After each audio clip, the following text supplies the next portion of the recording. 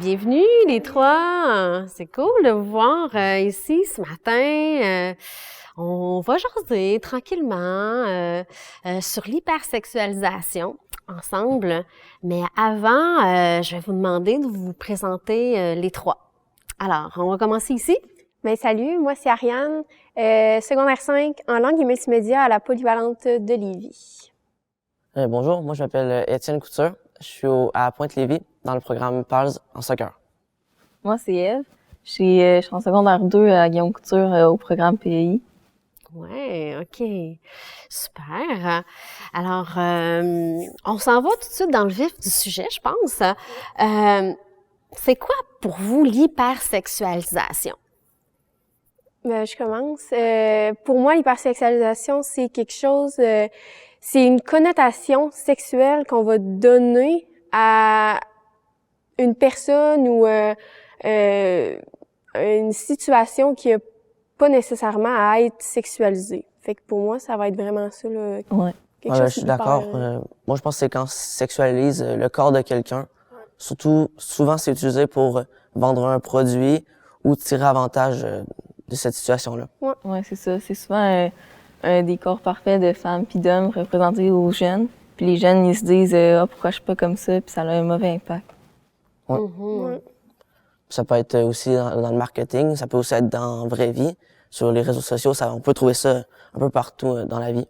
Ouais, des petites filles, mettons, qu'on voit en crop top, qui vont être, qui vont être perçues de manière sexuelle, qui en fait, la jeune fille, elle fait juste s'habiller. Pour moi, ça va être vraiment ça, là, l'hypersexualisation.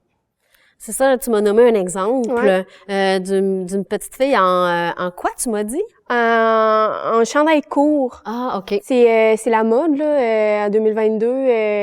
Les gens s'habillent comme ça, tu sais, jeans style haute, avec des petits chandails courts. Tu sais, ça n'a aucune connotation sexuelle. Pourtant, la société, en général, a tendance à connoter ça de façon sexuelle. Ouais, mais dès qu'on voit un peu une partie de peau, tout le monde trouve ça sexy, si je peux dire ça. Le code vestimentaire à l'école, tu sais. Souvent, les filles, on va se battre pour dire on a le droit de porter des bretelles spaghetti parce que l'argument principal, ça va être ça va exciter les garçons. Une bretelle spaghetti, elle n'a pas à être connotée sexuellement parce qu'on voit un épaule, tu sais. C'est un morceau, un bout de peau, là. C'est un bon exemple, le code vestimentaire à l'école. Ça, moi, c'est quelque chose que je comprends pas trop pourquoi. Les garçons, moi je suis un garçon, puis quand je vois une fille qui a des bretelles, comme tu dis, spaghetti, des petites bretelles, ça change vraiment rien dans ma journée. Je trouve pas ça plus attirant, plus c'est juste des vêtements. C'est des vêtements. C'est pour ça qu'il y a des uniformes maintenant dans les écoles. Là. Moi, dans mon école, il y a des uniformes, puis on est obligé de les porter. Oui, pour pas qu'on connote, il y a une connotation sexuelle à l'habillement. Là. Ouais. Mais pour vous, vous voulez qu'on ait le droit de mettre les vêtements qu'on a envie de porter. Ouais, c'est ça. Parce que vous voyez pas ça, cette connotation sexuelle. Jusqu'à une certaine limite quand même. Là. C'est dans l'attitude aussi peut-être de la personne. Oui, effectivement, qui la manière que la personne va se déplacer, le regard, tu sais. C'est sûr qu'il y a, en tant que femme, fille, c'est sûr que si tu veux connoter sexuellement ce que tu portes, il y a moyen de le faire. La manière que tu vas marcher, si tu danses, c'est la façon que tu parles aux gens que tu abordes. Mais il reste quand même des situations où tu fais juste porter une jupe dans la rue, là. Puis il y a pas de connotation sexuelle à ça. Puis tantôt, tu disais, on veut porter ce qu'on veut, mais c'est surtout pas être jugé ou pas que tout le monde trouve ça sexy, que peu importe ce que tu portes. Genre, on peut porter ce qu'on veut, mais faut pas le monde juge puis transforme ça en quelque chose de sexuel, alors que c'est juste un habillement. Est-ce que vous avez un autre exemple, là, soit une publicité ou ce que vous avez vu à quelque part, vous faites ça là, c'est comme trop hypersexualisé. Est-ce qu'il y a des exemples qui vous viendraient en tête? Hein? Tu peux y aller. Par exemple, une compagnie veut vendre un maillot, ils vont sûrement le mettre sur une femme qui a un modèle comme parfait. Ouais. Fait que là, les jeunes, ils vont dire « Ah, ça y fait vraiment bien, le maillot, sûrement que ça va faire bien sur moi, tu sais. » Fait qu'ils utilisent comme l'hypersexualisation pour vendre leurs produits. Moi, j'irais plus dans les publicités de parfums. À quel point un parfum, c'est pas tant pour être sensuel comme c'est démontré dans les publicités.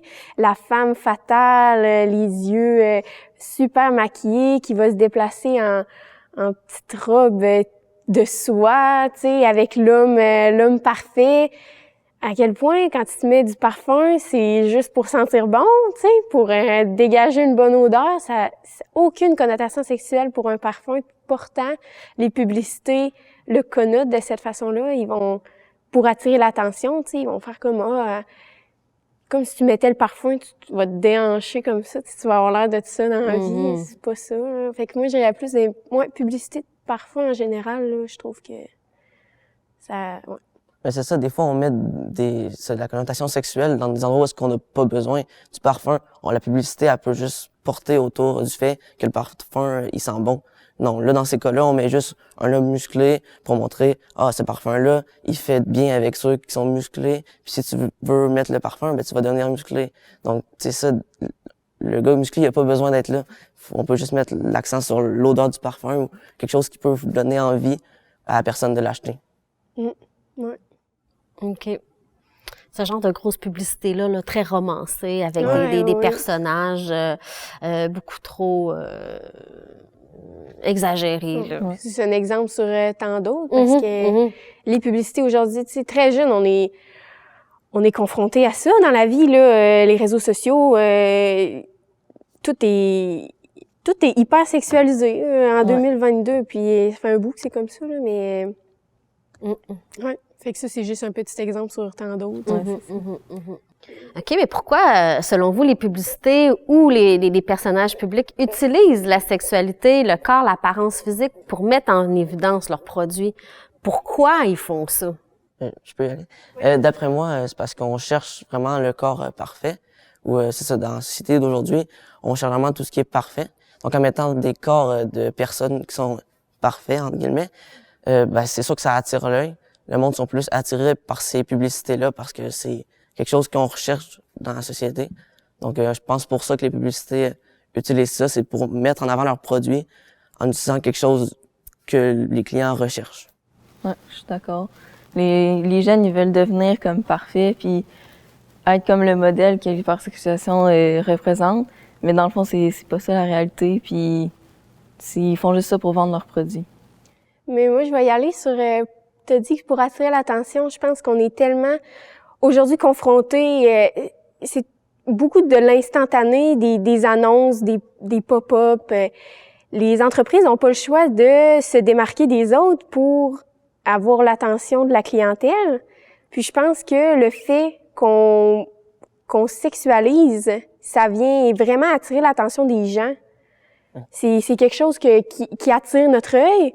Puis pour se démarquer, je pense que les entreprises vont utiliser l'hypersexualisation des corps, comme vous dites, ou peu importe d'une situation, d'un endroit, pour attirer l'attention, pour se démarquer des autres publicités, parce qu'il y en a tellement, Est-ce que ça marche pour vous autres? Est-ce que ça attire votre attention? Est-ce que, pour toi, personnellement, là, Ève, là, est-ce que ça va attirer ton attention, ce genre de... Ben, pas tant que ça, parce que moi, je sais que c'est pas la réalité, puis on en parle à l'école, puis on en parle un peu partout, fait qu'on sait que c'est pas la réalité. Puis ça sert à rien, là. Quand même que tu vas acheter un parfum, tu vas pas devenir super parfaite. Ouais, ben c'est ça, je pense que sensibiliser les personnes là-dessus, ça nous fait prendre conscience que si on achète un parfum, comme dans l'exemple de tantôt, ça va pas nous rendre musclés. Fait que moi, dans ma tête, je sais que c'est pas vrai, parce que j'ai été sensibilisé par ça à l'école, par mes parents. Donc moi, ça marche pas vraiment sur moi. Moi, je vais y aller le contraire. Je pense que ça fonctionne, je pense, parce que si on le fait encore aujourd'hui, c'est des techniques marketing. Fait que si on le fait encore aujourd'hui, c'est parce qu'à quelque part, les gens vont accrocher plus à ça, tu sais. Fait que on est confronté à ça tous les jours, l'hypersexualisation, mais s'il y en a encore, c'est parce que ça fonctionne. Ben, on a toujours les yeux rivés sur des écrans, hein, Et sur voilà. nos téléphones, Ouais. sur puis même que je sais pas là, vous me direz là, tu sais donc sur TikTok ou Ouais. sur d'autres médias sociaux, tu sais c'est plus juste la pub, 30 secondes de pub puis je regarde mais je regarde pas en même temps, Ouais. mais je trouve que c'est incrusté dans des personnes normales. Les influenceurs. Est-ce que vous en voyez de ça sur vos médias sociaux? Parce que, tu sais, on dit qu'une statistique de 70% du contenu web est relié à la sexualité. Ben, c'est pas juste des pubs de parfum, justement, c'est incrusté dans nos médias sociaux. Est-ce que vous en voyez de ça aussi?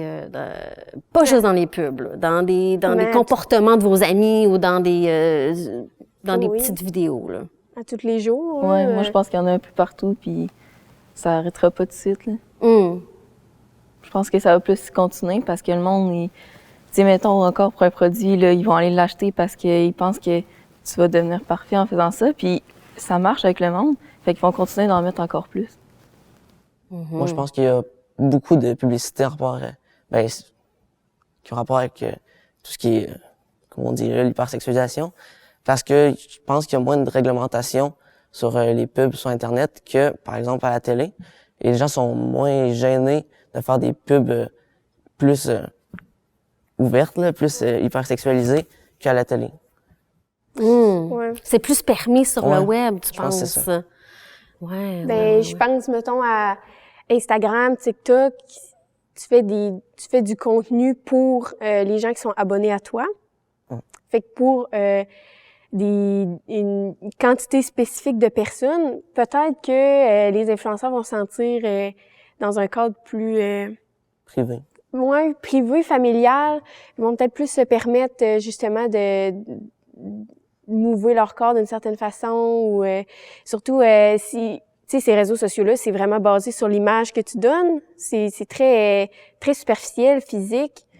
Pour ça que d'après moi c'est Puis il faut qu'ils s'attirent des abonnés, Oui. puis eux autres aussi ils vont faire n'importe quoi pour attirer l'attention, comme vous avez nommé tantôt. On parlait là, qu'il y en avait beaucoup, puis on disait que c'était pour attirer l'attention, mais TikTok, c'est beaucoup des danses très, très hyper sexualisées du corps féminin ou masculin même. Parce que on parle beaucoup des femmes, mais les hommes aussi, là, sont hyper sexualisés. Je parle, comme exemple qui me vient, un cow-boy, mettons.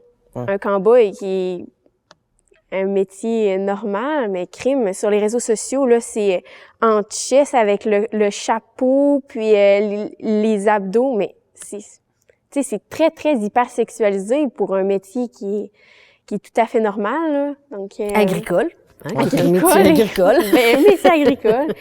Fait que, ouais, c'est pour attirer l'attention, Ouais, dans souvent, le fond. c'est ça. Ça attire l'œil, on dit, voyons, qu'est-ce qu'il fait? Il danse. Puis par la suite, un coup que ça a attiré l'œil, ben ça va changer notre mentalité, ça va nous on peut faire ci, on peut faire ça. Tu sais, des fois, on parlait de TikTok.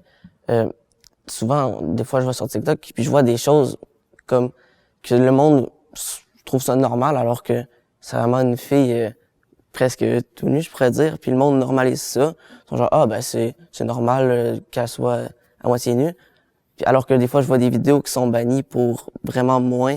Comme on dit, mettons, la fille, elle a une bretelle spaghetti. Ben, je suis genre, pourquoi ça, c'est banni? Alors que l'autre est à moitié tout nu. Donc, c'est ça, des fois, c'est un peu pas équilibré en termes réglementation. Il y a un clash entre la réalité, hein, dans vos écoles, les uniformes, puis ce que vous voyez sur les médias sociaux. Ouais. C'est un monde différent, là. Ouais, c'est pas pareil. C'est sûr. Puis c'est banalisé, je pense, l'hypersexualisation.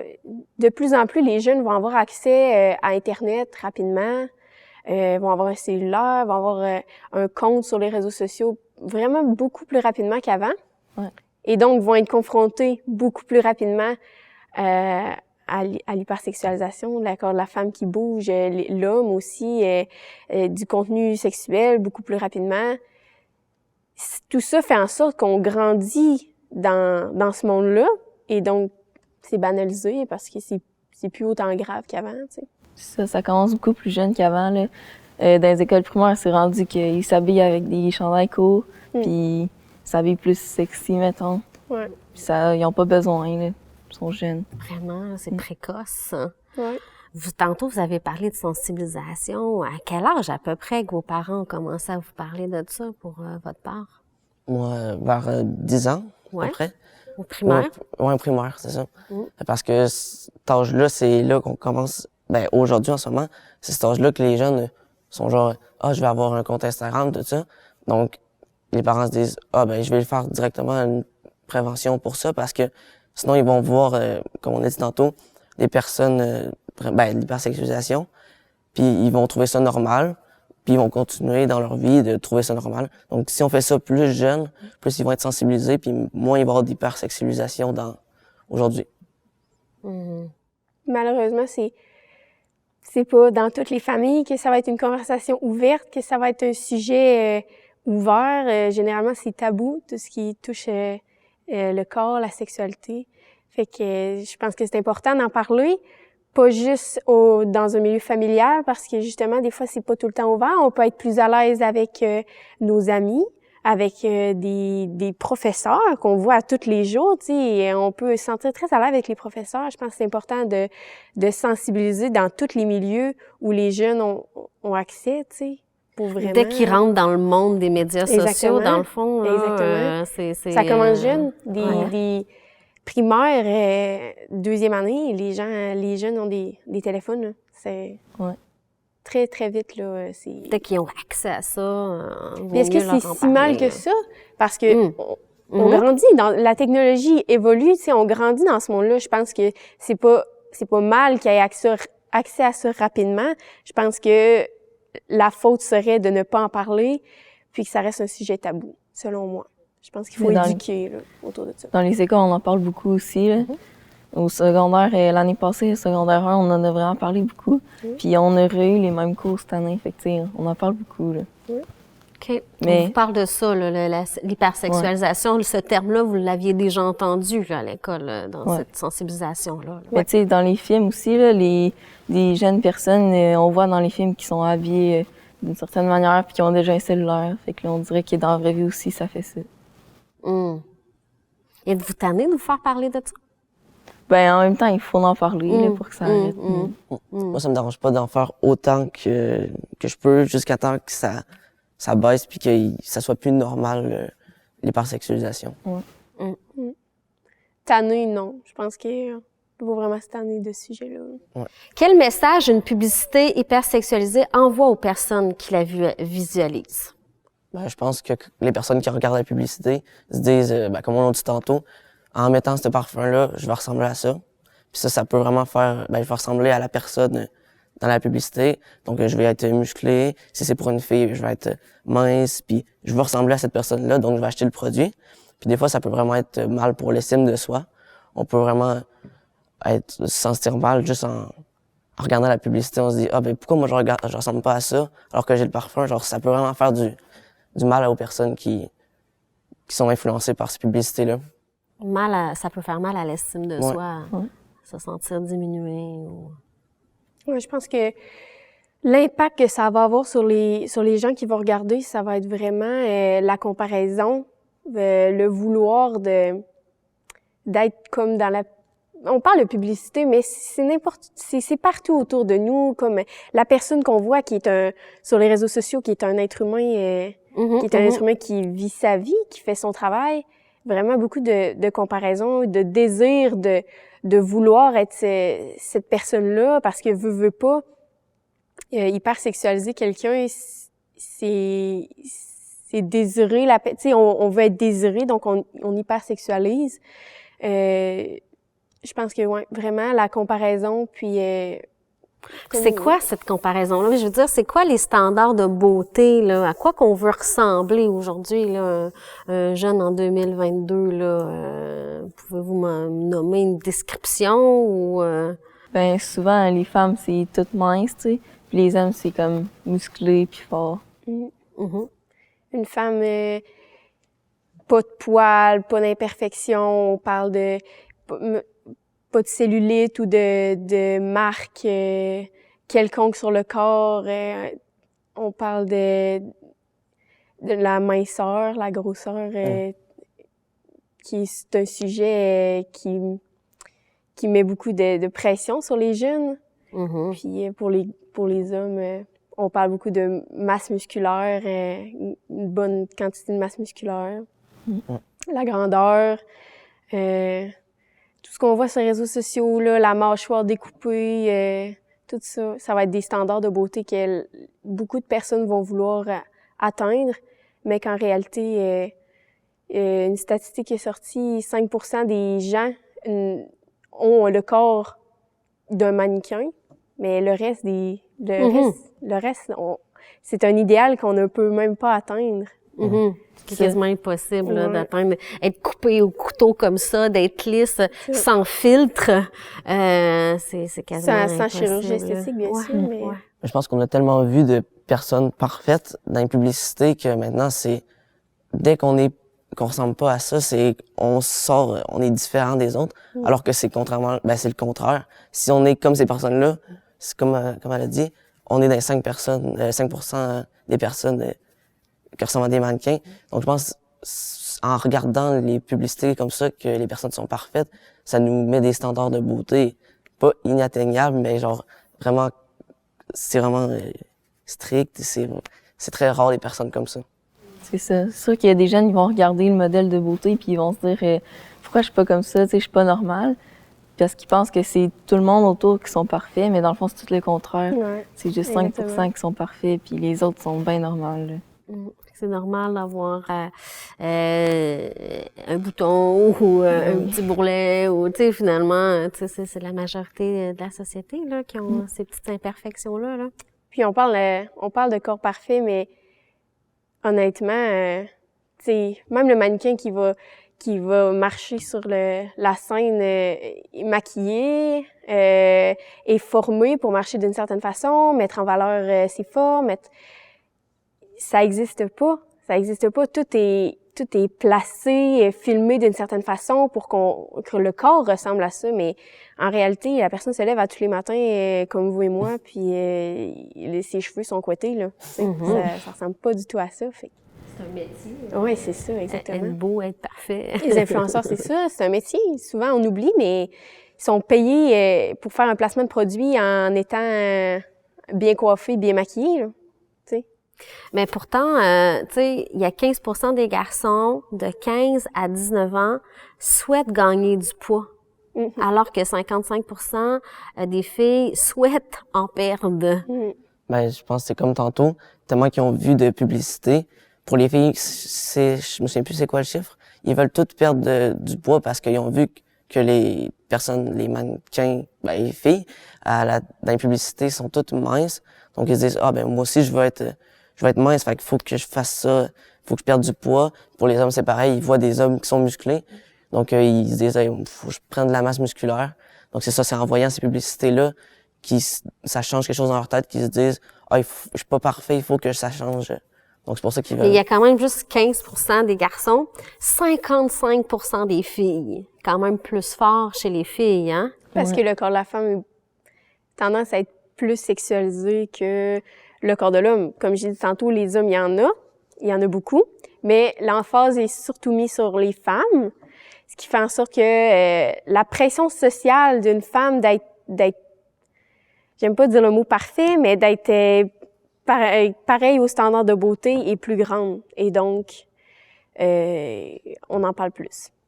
Ça, les filles sont plus jugées par s'ils sont belles. La beauté, c'est subjectif, mais c'est ça, s'ils sont dans les standards de beauté. Je pense que les filles sont plus jugées que les garçons sur ce sujet-là.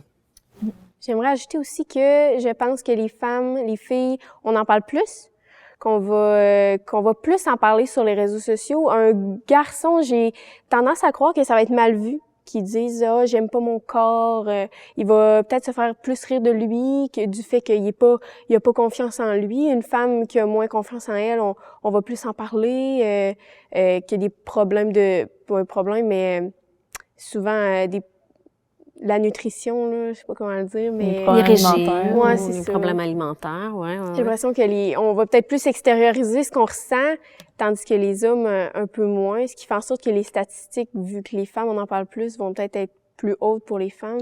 Mais je pense que les garçons aussi subissent énormément de pression sociale pour atteindre les standards de beauté. Ouais. Mais on voit quand même une inégalité là, entre les hommes et les femmes là, à ce moment-là, là, dans l'hypersexualisation. C'est pas égal. Oui, ou c'est juste parce qu'on en parle plus. Je pense que... Il y a une pression autant des deux Je parts. pense là. que oui. Un garçon très jeune, on entend les jeunes garçons dire je vais aller m'entraîner, je vais prendre la masse musculaire.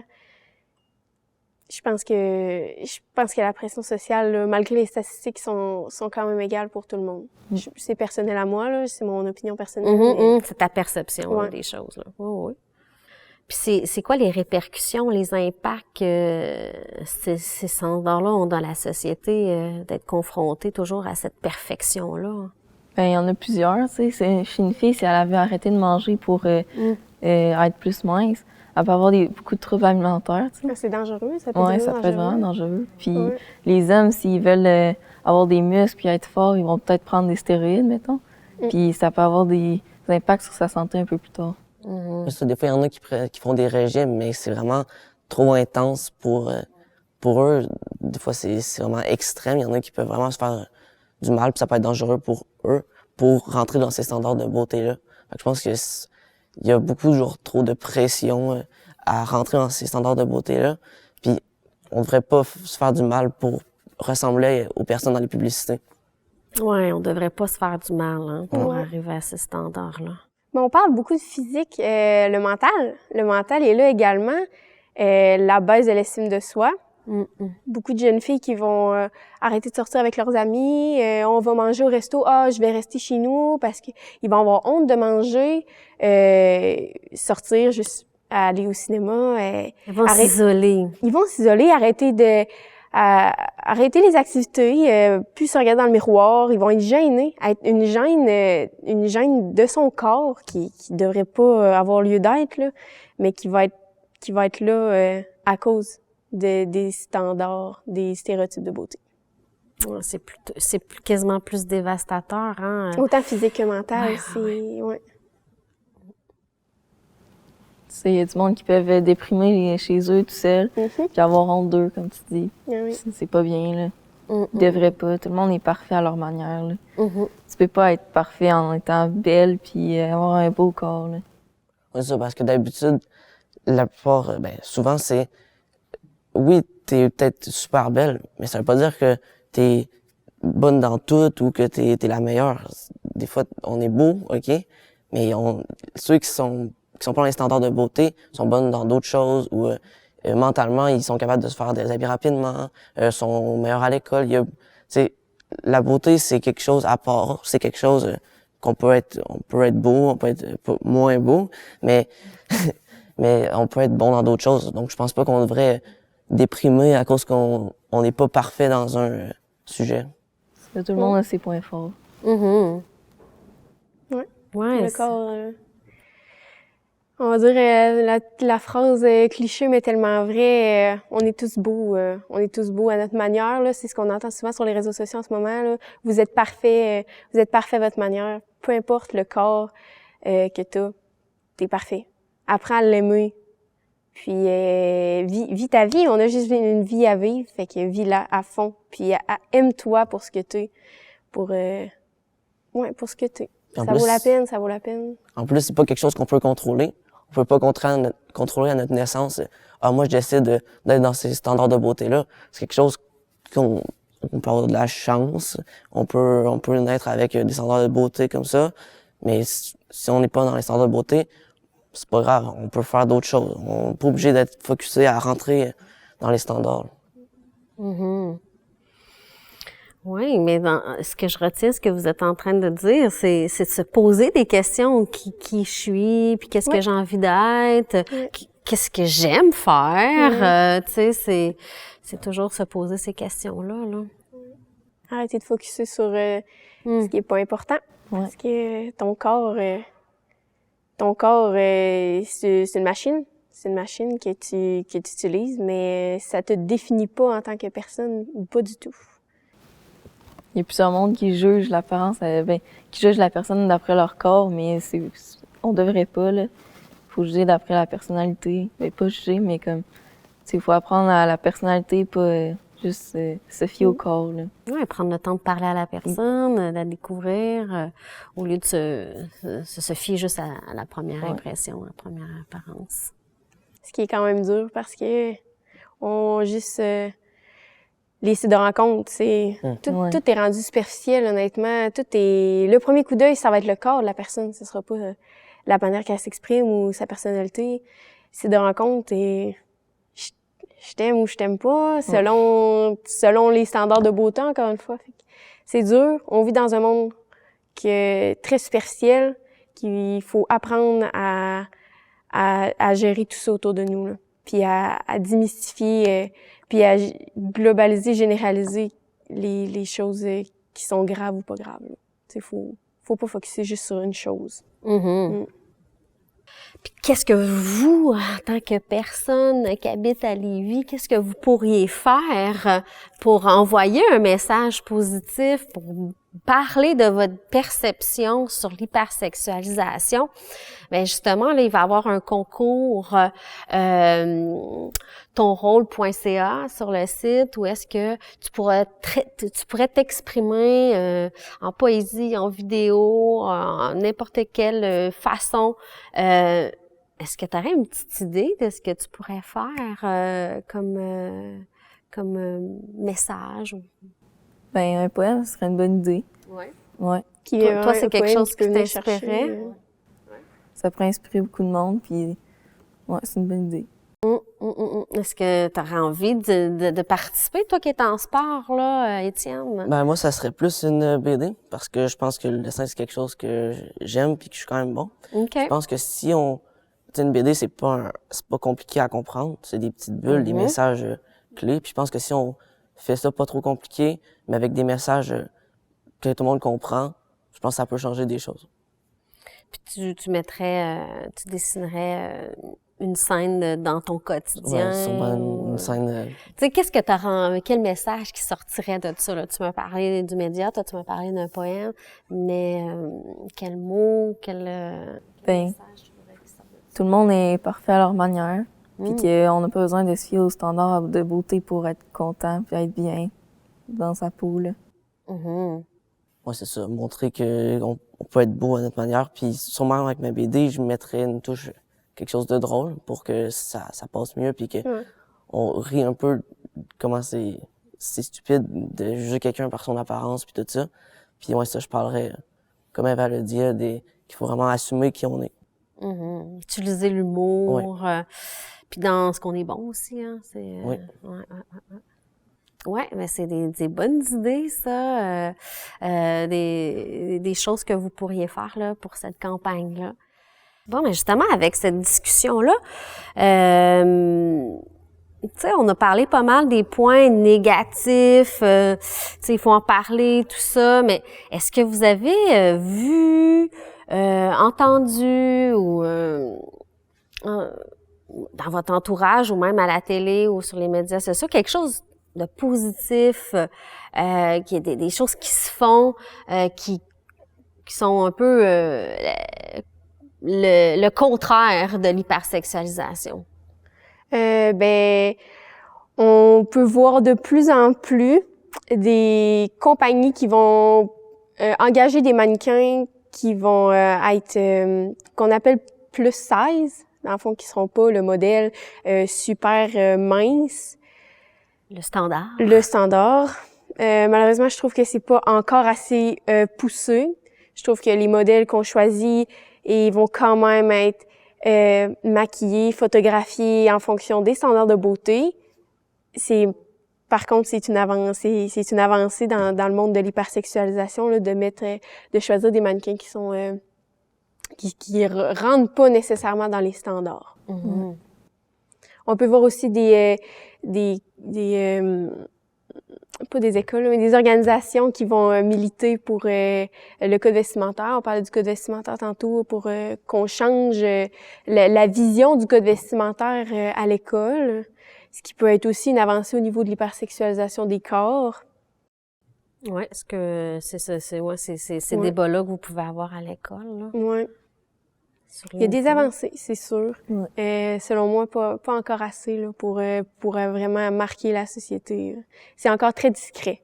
C'est pas parlé ouvertement. C'est pas toutes les grandes compagnies qui vont utiliser des modèles autres que le skinny modèle, là, le mince. Là. Mais je pense que si tout le monde se met à faire ça, ça va changer un peu. Oui. Ça va changer. Totalement. Alors que si il y a juste une compagnie ou juste une compagnie de mannequins qui change, mettant des personnes qui rentrent pas dans les standards, ben c'est sûr que ça va pas trop changer. Alors que si tout le monde se dit, OK, il faut vraiment changer les normes, ben c'est sûr que ça va changer quelque chose. Fait que je pense que si tout le monde le fait, on peut arriver à quelque chose. Mais je pense que de plus en plus, les nouvelles compagnies qui émergent, qui vont être beaucoup en ligne, parce que maintenant tout se fait en ligne, très contente de voir que les modèles qu'ils vont utiliser, des petites compagnies là qui émergent vraiment, là, je parle pas des grosses compagnies malheureusement, mais les petites compagnies qui vont vraiment utiliser des modèles de tout genre pour les vêtements, que ce soit les sous-vêtements aussi, les sous-vêtements qu'on voit beaucoup de peau, c'est des sous-vêtements qui sont pour les jeunes aussi, qui sont pour les jeunes, qui visent les jeunes là, ouais. Fait que bravo, chapeau à toutes ces petites compagnies qui émergent. Ça, voir ça, ça te déstabilise pas trop? Non, pas du tout. En fait, on en veut plus. Ouais. Là, on fait appel aux grosses compagnies maintenant pour mettre ça dans leur site Internet. Ouais. Ah, bon, on a une demande spécifique ici ce matin. On en veut plus de modèles de différentes tailles. Décomplexer les gens. Ouais. Montrer qu'il y a d'autres formes de corps que le standard de beauté.